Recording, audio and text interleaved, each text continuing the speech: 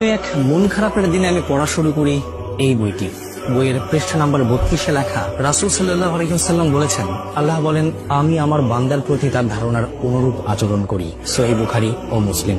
এক পলকে আমি চমকে উঠি, বুঝতে বাকি থাকে না দোষটা আমার ভাগ্যের নয়, আমার দৃষ্টিভঙ্গির, আমার চিন্তা শক্তির। আস্তিকতা আর নাস্তিকতার মাঝে একটা বিরাট তফাৎ হলো, নাস্তিকেরা জীবনের এক পর্যায়ে গিয়ে আর কোনো উত্তর খুঁজে পায় না, জীবনকে বৃথা মনে হয়। কিন্তু আমি তো আস্তিক, আমার কাছে সবকিছুর উত্তর আছে। জীবনে যেখানে যতবার আমি আটকেছি ততবার নতুন করে উত্তর খুঁজে পেয়েছি। আমি যখন ভেবেছি আমার ভাগ্য অভাগা, আল্লাহ সেখানেই আল কোরআনে বলেছেন, নিশ্চয়ই আল্লাহ কোনো কওমের অবস্থা ততক্ষণ পরিবর্তন করেন না যতক্ষণ না তারা নিজেদের অবস্থা পরিবর্তন করে। সূরা আর রদ।